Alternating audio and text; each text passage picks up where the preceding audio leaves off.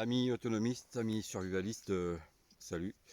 Alors ça fait un bail que j'ai pas posté de vidéo. La raison est simple, c'est que je n'avais pas le temps et que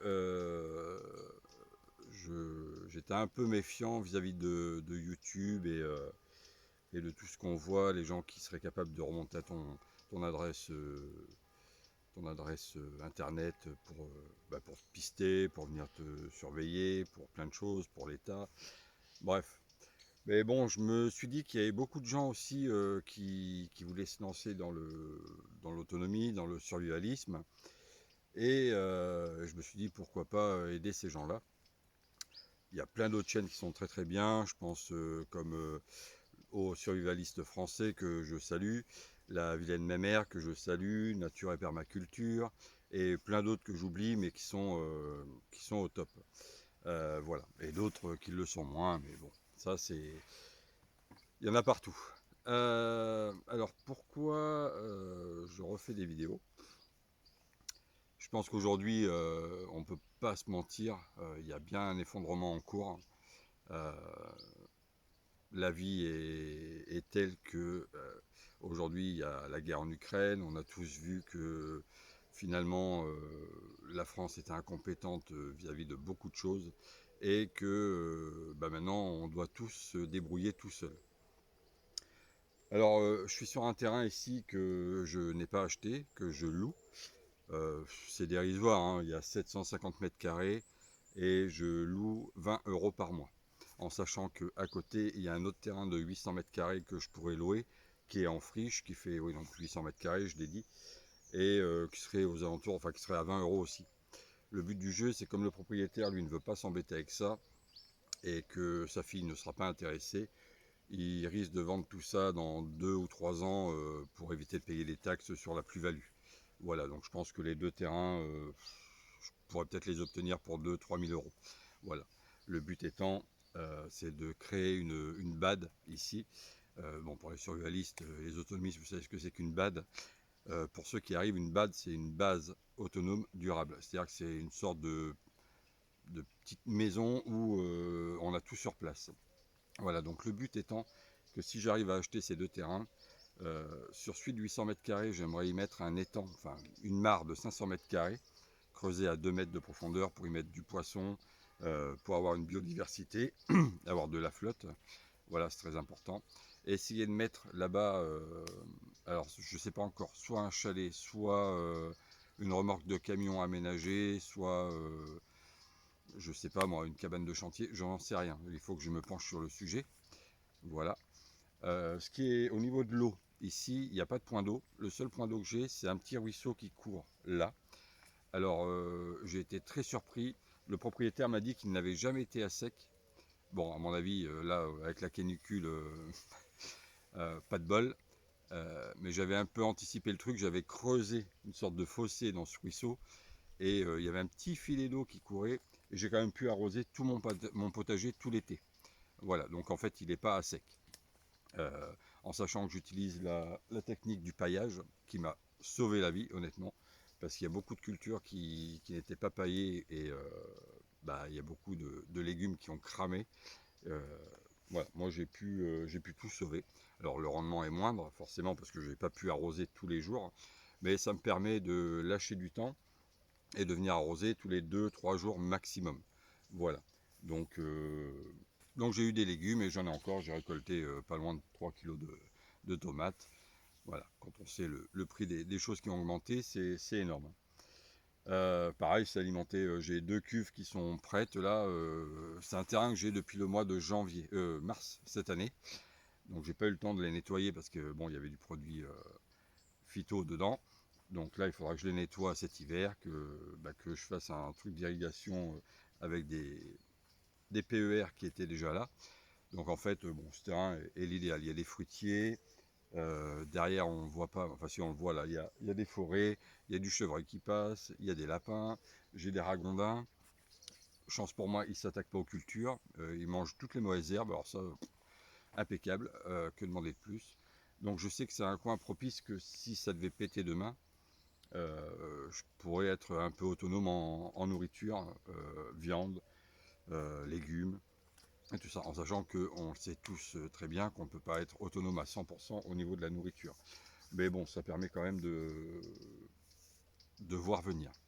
Voilà, j'habite dans une baraque qui fait 180 mètres carrés en loc. Pareil, j'ai pas beaucoup de terrain, j'ai 150 mètres carrés de terrain, j'ai un petit potager qui fait 40 mètres carrés. Le problème, c'est que la première propriétaire a mis beaucoup d'arbres, ce qui fait qu'il y a beaucoup d'ombre, et en pleine chaleur, l'air ne circule pas, donc c'est vraiment une étuve dedans. On doit faire, quand il faisait 40 degrés, il devait en faire 50 sous les arbres, enfin c'était l'horreur. Donc le rendement a été vraiment très moyen. Euh, j'ai des poules qui ont fait des poussins, donc j'en ai 2. Voilà, bon, les œufs, tout ça, c'est ok pour moi. Au niveau du stock alimentaire, bah, c'est comme ça fait plus de maintenant 1 an et demi que je me prépare avec mon ami là, de chez Nature et Permaculture. Ça fait 1 an et demi qu'on a des stocks, et je vais mettre un point sur les gens qui regardent cette vidéo, qui nous disent que les pénuries c'est de notre faute parce que on fait voir des stocks où on a, je sais pas moi, on a 20 packs d'eau, où on a, je sais pas moi, une vingtaine de boîtes de conserve, on a 100 kilos de pâtes, 50 kilos de riz. Il faut bien vous mettre en tête que ces achats, on ne les a pas fait en une fois. D'accord? On les fait, ça fait 1 an et demi que je les fais. Donc quand on fait les courses, donc avec ma femme, on les fait 4 fois ou 3 fois par semaine, par mois, pardon.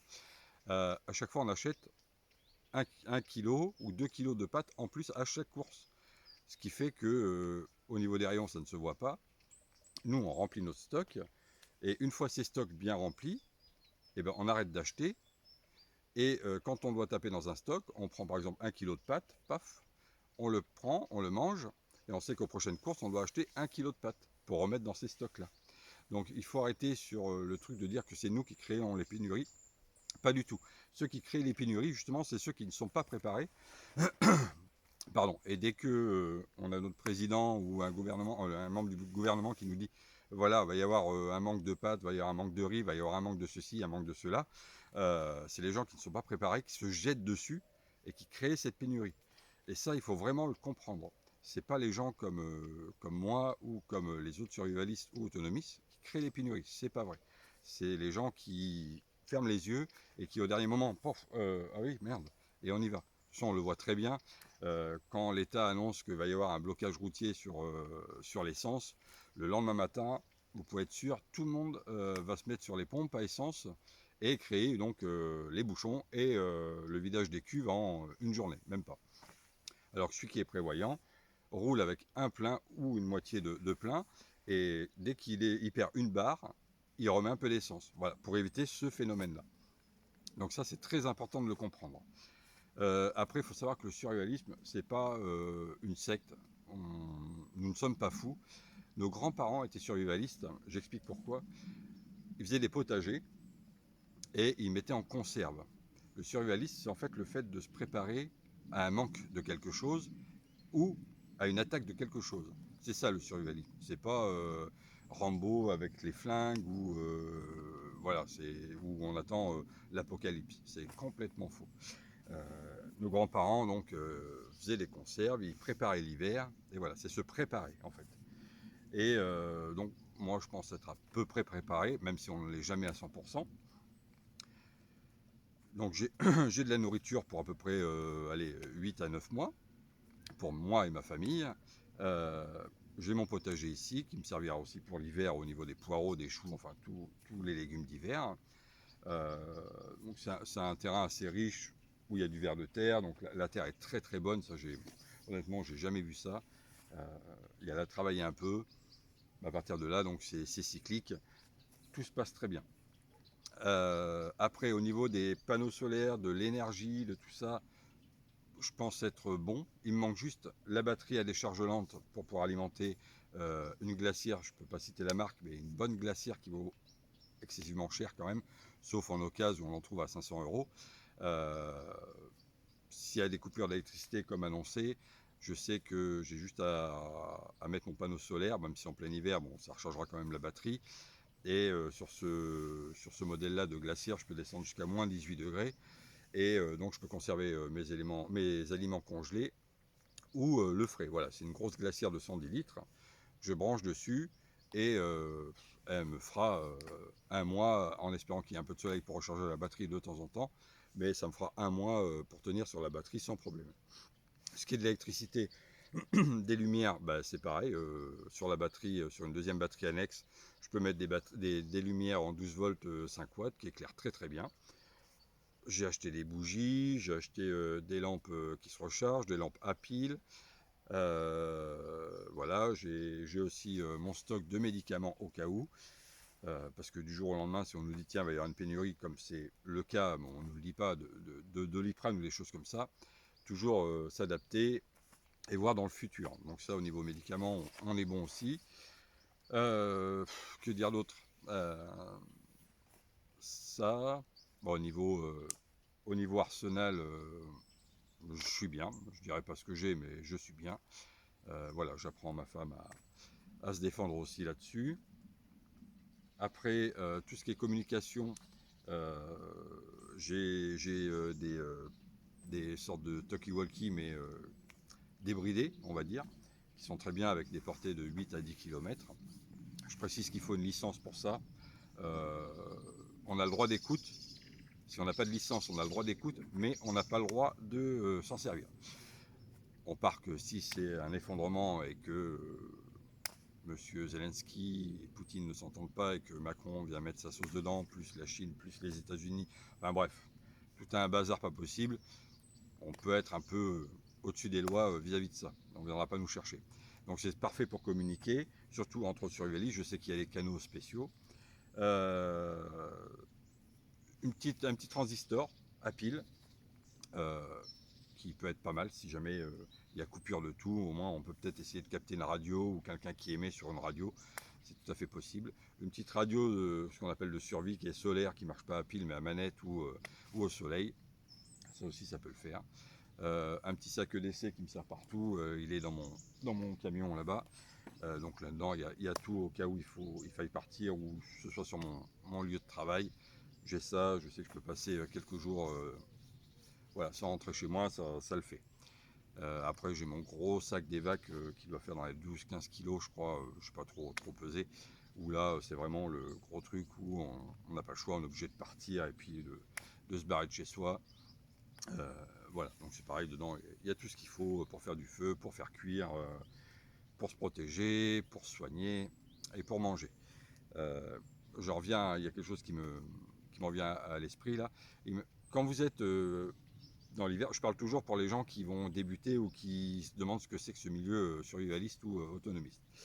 Euh, pour les gens qui, des fois, se retrouvent coincés, on le voit des fois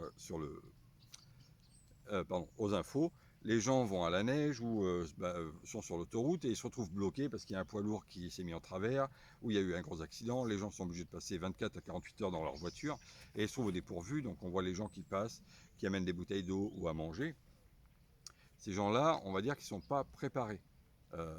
Les gars comme vous ou tous les autres survivalistes, ou peut-être autonomistes aussi, ont toujours quelque chose à manger dans leur voiture. De quoi tenir 24 heures. C'est le minimum. Il faut avoir de quoi tenir 24 heures.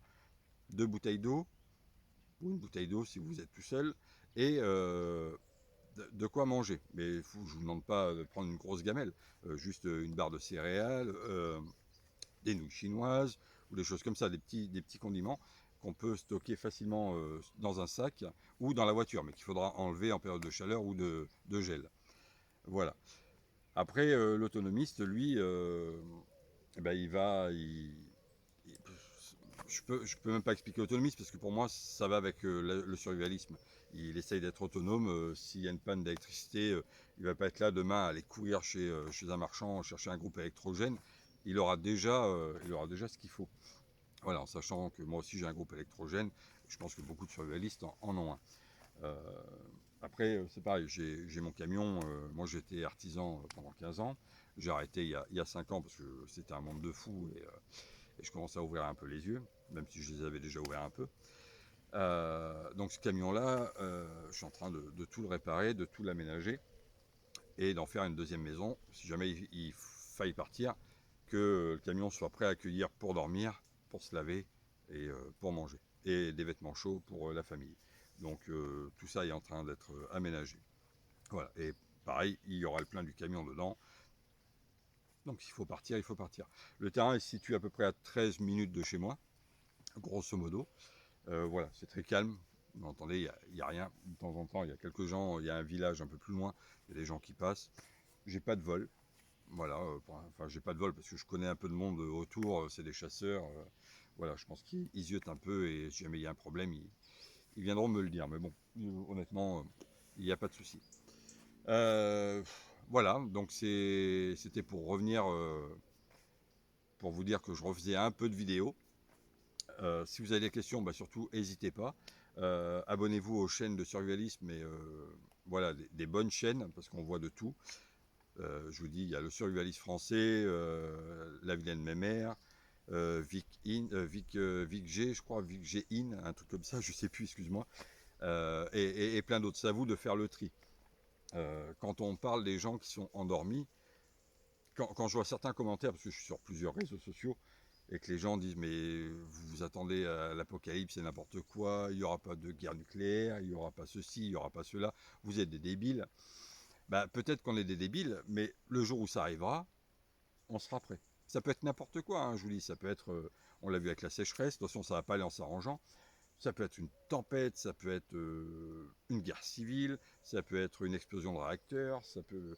Alors les explosions de réacteurs, vous allez me dire, ouais mais bon, si ça explose, on est tous morts. Euh, Il y a, alors je ne vais pas écorcher son nom, Treco Survie Aventure, je crois, ou Trek Eco euh, Survie Aventure, qui vient de sortir une vidéo qui est très explicite sur les réacteurs nucléaires en France. On en a 59, et il explique un peu si jamais on avait une ogive nucléaire qui venait dessus, que ça venait à péter, ou sur les réacteurs nucléaires aussi. Voilà, mais je crois que c'est plus sur les ogives nucléaires, je crois que je me plante. Enfin bon, faut aller sur sa chaîne, on apprend beaucoup de choses. Donc en fait, voilà, s'il y a des réactions en chaîne comme ça qui arrivent, on sera à peu près préparé. On n'est jamais préparé à 100%. Si la bombe tombe à 5 mètres, c'est fini, quoi. Mais voilà, toujours se dire, j'ai tout fait pour pas que ça arrive. Malheureusement, il y a des choses qui sont arrivées et que je ne pouvais pas prévoir. Mais on essaye toujours de voir au-delà. Et donc pour tous ces haineux qui nous disent que voilà, ben, je ne sais pas pourquoi vous venez même commenter. Si ça ne vous intéresse pas, passez votre chemin et restez dans votre vie à vous, dans votre bulle. Mais après, par contre, il ne faudra pas venir pleurer, comme je vois certains commentaires. De toute façon, vous avez du stock, on viendra à 100, on sait où vous êtes, on vous flinguera, et puis voilà. Ouais, tu peux. Mais bon, il faut se dire que le surréalisme, il a peut-être prévu tout ce que tu dis, tu vois. C'est pas le faute d'avoir éveillé les gens, et enfin de vouloir éveiller les gens, ou de vouloir faire prendre une prise de conscience, et de se dire, de toute façon, je m'en fous, moi, je viendrai. Voilà, ça c'est le genre d'individu euh, qui est complètement débile, en fait. Voilà, moi je me prépare pas, moi j'ai eu ma petite vie, je sors, je roule dans des belles bagnoles, j'en ai rien à foutre des autres. Et puis bah, le jour où ça pètera, bah, je viendrai chez toi et puis je te tuerai et je prendrai tes stocks. J'ai envie de te dire, bon courage. Voilà. Mais bon, de toute façon, on sait très bien que si ça part en sucette, guerre civile, guerre nucléaire, même si on est préparé, il y aura des choses qu'on aura oubliées. Et voilà. Mais au moins, on pourra se dire, on a été préparé à ça. Maintenant, c'est à de voir sur le terrain comment ça se passe. Bon ben voilà, écoutez, n'hésitez pas à me dire en commentaire ce que vous en pensez. Si vous avez des questions, n'hésitez pas, ce sera avec plaisir que j'essaierai de répondre.